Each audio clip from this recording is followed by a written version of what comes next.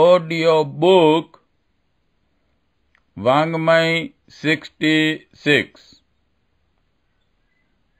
युग निर्माण योजना दर्शन स्वरूप व कार्यक्रम चैप्टर 6 पार्ट 69 नारी उत्कर्ष के लिए कुछ विशेष प्रयत्न किए जाएं। भारतीय धर्म और संस्कृति ने नारी का दर्जा नर से ऊंचा माना है। मातृदेवो भव, पितृदेवो भव, आचार्य देवो भव की उक्ति में देवताओं की गणना करते हुए पहले माता फिर पिता व आचार्य की गणना है। भगवान के साथ उनकी सहधर्मिणी शक्ति का नाम प्राथमिकता के साथ जुड़ा हुआ है। लक्ष्मी नारायण, सीताराम, राधे श्याम, उमा महेश, शची पुरंदर, सिद्धि गणेश आदि युग्मों में नारी पहले और नर पीछे हैं। हिंदू धर्म के आदि व्यवस्थापक मनु ने नारी की विशिष्टता का प्रतिपादन करते हुए कहा है, जहाँ नारी की पूजा होती है वहाँ देवता निवास करते हैं। यह मान्यता जब तक अपने समाज में बनी रही तब तक वह समृद्ध और समुन्नत बना रहा। अपना लाखों वर्ष का गौरवपूर्ण इतिहास ऐसा ही है जिसमें व्यक्तियों का निर्माण, परिवार में स्वर्ग का अवतरण और समाज का समुन्नत स्वरूप अक्षुण्ण रूप से बना रहा। इस सृजन में नारी का ही योगदान अधिक रहा है। पुरुष उपार्जन एवं संघर्ष की क्षमता में आगे हैं तो नारी में भावनात्मक उत्कर्षता एवं रचनात्मक सूझबूझ का बाहुल्य है। दोनों की तुलना में नारी की विशेषताओं का ही मूल महत्व आगे हैं। इसे एक दुर्भाग्य ही कहना चाहिए कि भारत को राजनैतिक पराधीनता के चंगुल में फंसना पड़ा और आक्रमणकारियों ने हमें धन मान से ही वंचित नहीं किया, वरन उन सांस्कृतिक मूल्यों को भी कुचल मसल कर रख दिया, जिनके कारण हमारी जातीय एवं राष्ट्रीय गरिमा आकाश को छूती रही थी। नारी का अपने यहाँ बहुत मान था। वह कंधे से कंधा मिलाकर हर क्षेत्र में संयोगिनी ही नहीं थी, वरन नेतृत्व भी करती थी। आत्म विकास और सामाजिक रचना के सभी साधन उसे उपलब्ध थे, पर आक्रमणकारियों ने न केवल आर्थिक लूट खसौट का कुचक्र चलाया, वरन हमारे सांस्कृतिक मूल्यों को भी इस चतुरता के साथ गिराया कि हम मुद्दतों तक खड़े हो सकने लायक ही नहीं रह गए। ऐसी ही एक दुर्भिसंधियों में एक यह भी है कि हम नारी को हैटी, नगण्य, दुर्बल, अविश्वस्त, दासी एवं रमणी मात्र मानने लगे और उनके महान गौरव को पैरों तले रौंद डाला। प्राचीन काल की और आज की नारी में आकाश पाताल जैसा अंतर कर दिया गया। तब वह हर क्षेत्र में नेतृत्व करती थी और पूज्य थी, पर अब तो पद दलित बनी बेतरह कराह रही है, मानो वह कोई अविश्वस्त अक्षम्य अपराधिनी हो। पालतू पशु मुंह खोलकर घर में रह सकते हैं और बाजार में घूम सकते हैं, पर सवर्ण और ऊंचे कहे जाने वाले परिवारों की नारियों को पर्दे के भीतर रहना होगा। उनके मुख पर पर्दा पड़ा रहना चाहिए।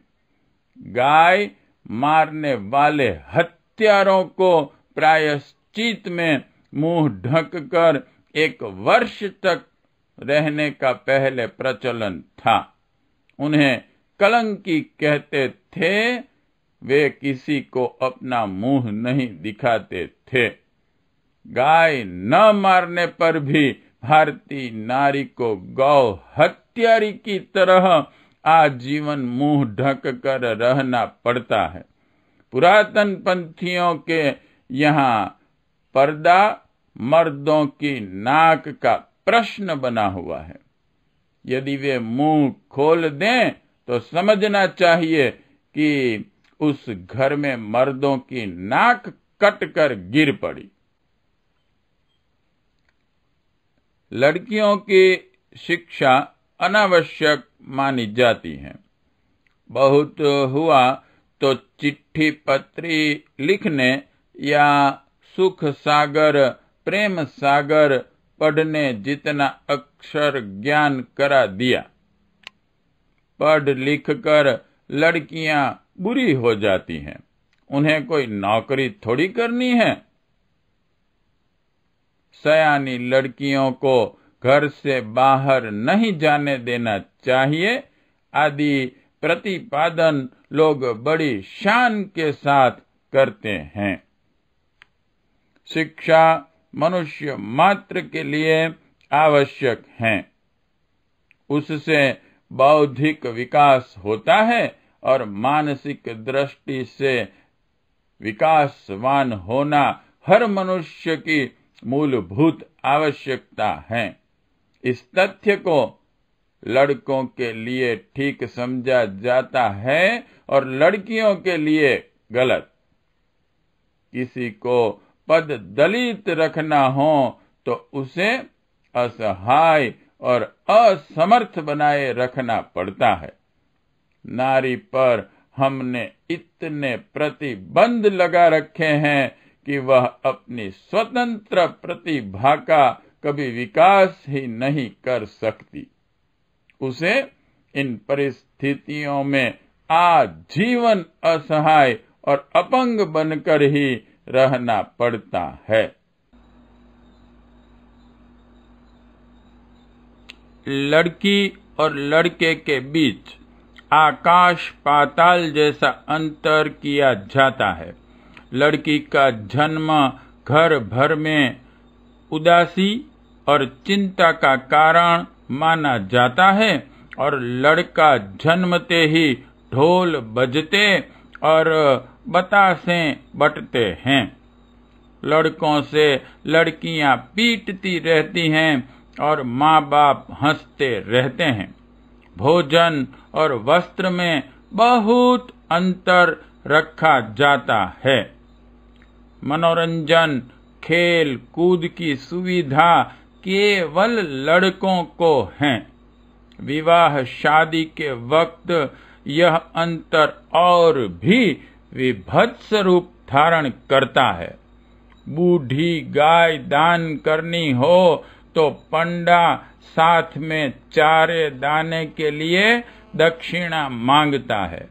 लड़कियां बूढ़ी गायों की तरह हैं, जिन्हें किसी को दिया जाए तो पहले यह पूछा जाता है, इस निरर्थक कूड़े को घर में तब घुसने देंगे जब बड़ी से बड़ी रकम उसके चारे दाने को दहेज में और दी जाए। यह नारी जाति का नृशंस अपमान है। लक्ष्मी के रूप में जिस देवी का, जिस निःस्वार्थ परोपकारिणी का प्रवेश परम मंगलमय और सौभाग्य माना जाना चाहिए था, उसी को लेने में लोग सीधे मुंह बात नहीं करते और हजार तरह के नखरे दिखाते हैं। यह कितनी निर्लज्ज परिस्थिति है।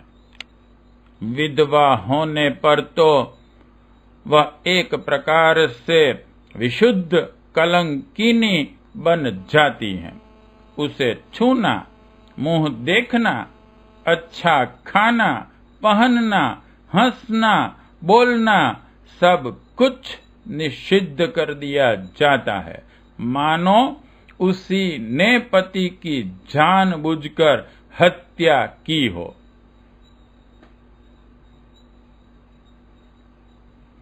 आधे शरीर को लकवा मार जाने पर जो दुर्दशा शरीर की होती है, वही हमारे समाज की हो रही है। अशिक्षित, अविकसित और पद दलित नारी किसी के लिए भी सुख कर नहीं हो सकती। अपनी अयोग्यता के कारण वह अपना शरीर, मन, स्वभाव और कर्तृत्व दोष दुर्गुण युक्त और रुग्ण रखेंगी।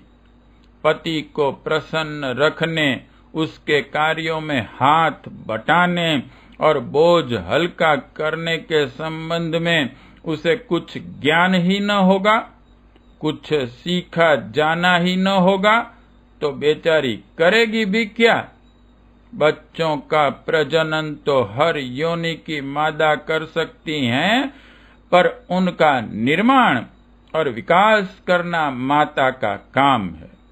माता का उत्तरदायित्व संभालने के लिए उसका शिक्षित, सुविकसित और सुसंस्कृत होना आवश्यक है। आज के घुटन भरे वातावरण में कोई नारी अपने शारीरिक, मानसिक, दाम्पत्य, पारिवारिक, शिशु निर्माण एवं सामाजिक उत्तरदायित्व का भार उठा सकती हैं, यह सोचना ही व्यर्थ है। अविकसित नारी स्वयं ही एक समस्या बनकर रहेगी। प्रकृति ने नर और नारी के बीच नाम मात्र का ही अंतर किया है। एक को मूछें आती हैं, एक को नहीं आती। ऐसी छोटी मोटी शारीरिक भिन्नताओं को छोड़कर दोनों की प्रतिभा, क्षमता, योग्यता, सामर्थ्य एवं समानता एक जैसी है।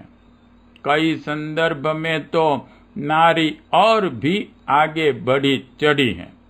उसकी योग्यता एवं सामर्थ्य का लाभ समाज को न मिले तो वह सदा अर्धविकसित ही रहेगा।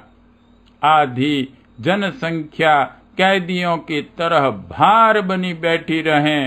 भोजन बनाने जैसी 1-2 घंटों में ही संपन्न हो सकने वाली प्रक्रिया में ही सारा समय लगा दें और आए दिन बच्चे पैदा करके जंजाल में अपने को लगाएं, घुलाए रहे, यह कोई गौरव की बात नहीं है। न इसमें नारी की शोभा है और न उस नर की जो अपने को अधिपति बनाए बैठा है। समय आ गया है कि विपन्नता को सुधारा और बदला जाए। नारी की उत्कृष्टता को समझा और उसके प्रति आदर, कृतज्ञता का भाव रखा जाए। बीमारी से उठने के बाद रोगी के साथ अन्य घर वालों की अपेक्षा कुछ अधिक उदार व्यवहार किया जाता है। 2000 वर्ष की पददलित स्थिति के कारण नारी को जो क्षति पहुंची है उसकी पूर्ति के लिए अब ब्याज सहित अधिक सद्व्यवहार पाने का उसे अधिकार है। लड़कों की अपेक्षा हर क्षेत्र में लड़की को अधिक सुविधाएं मिलनी चाहिए और नारी के विकास का क्रम तीव्र गति से अग्रगामी करने के लिए उसे पुरुषों की अपेक्षा अधिक सुविधाएं मिलनी चाहिए। तभी तो वर्तमान विषमता का अंत हो सकेगा।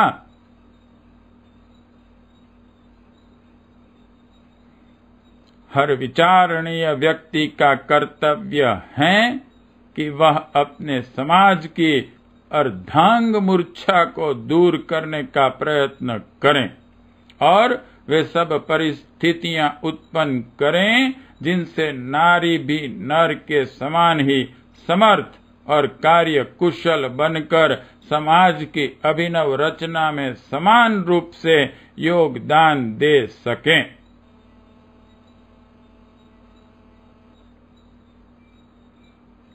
प्रश्न 1. नारी का सम्मान क्यों किया जाना चाहिए? 2. विदेशियों ने हमारे सांस्कृतिक मूल्यों को किस प्रकार गिराया? 3. भारत में नारियों की वर्तमान अवस्था पर प्रकाश डालिए। 4. पर्दा प्रथा से क्या हानियां हैं? 5. भारतीय समाज ने नारी को अबला और अपंग क्यों बना रखा है? 6. नारी जाति का नृशंस अपमान क्या है? 7. आज हमारे समाज की हालत कैसी है? 8. सिद्ध कीजिए कि अविकसित नारी एक समस्या है। 9. नारी के प्रति हमारा क्या कर्तव्य है? 10. नारी को पुरुषों की अपेक्षा अधिक सुविधाएं क्यों मिलनी चाहिए? 11. विचारशील व्यक्ति का नारी समाज के प्रति क्या कर्तव्य हैं? पाठ 69 समाप्त।